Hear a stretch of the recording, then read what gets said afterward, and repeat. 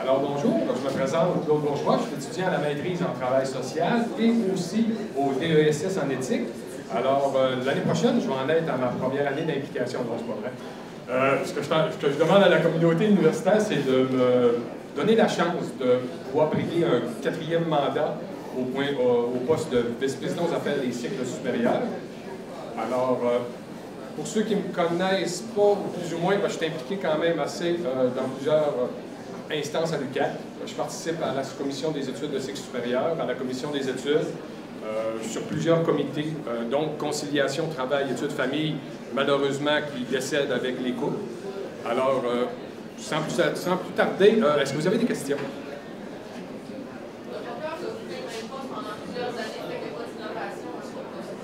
Non, pas du tout, parce que ma formation me met justement, quand j'ai fait mon bac en travail social, il était orienté vers justement des actions communautaires, la défense des droits. Alors c'est une de mes grandes forces de justement être capable de défendre les droits des étudiants.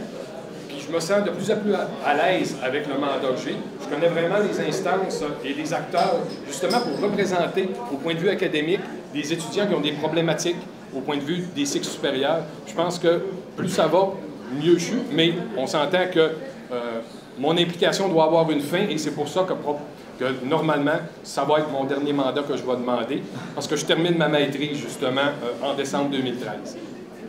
D'Hélène, j'ai vraiment à cœur justement là, le parcours académique d'un étudiant des cycles supérieurs qui est très différent d'un étudiant de premier cycle. Les problématiques sont nombreuses, les embûches sont fréquentes.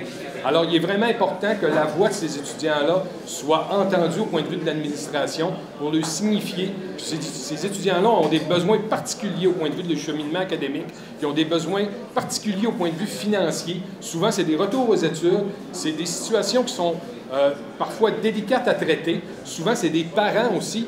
C'est pour ça que le MAGE travaille activement à l'ouverture d'une tout soit réuni pour que l'étudiant au cycle supérieur obtienne finalement ce qu'il recherche le plus, c'est son diplôme, peu importe la sphère d'activité auquel il voudra, en tout cas, travailler dans la société plus tard.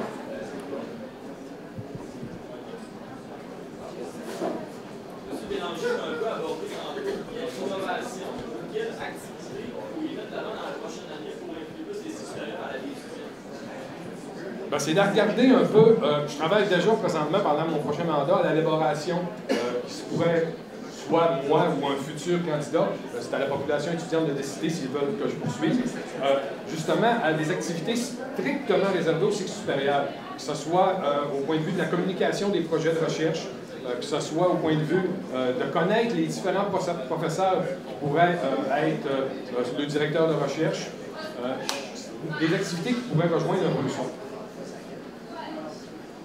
Oui? Oui, moi je voudrais avoir ton avis sur un dossier de cycle supérieur. Qu'est-ce que tu penses de la décision de l'université de tenir simultanément en même temps que la présentation de ce débat-ci, son affaire de soutenance de thèse en 180 secondes, et de l'outre-publiciser sur la page Facebook de l'UQAC, ce qui rentre en pure coïncidence, qui fait en sorte qu'on n'a pas beaucoup d'étudiants de cycle supérieur ici aujourd'hui?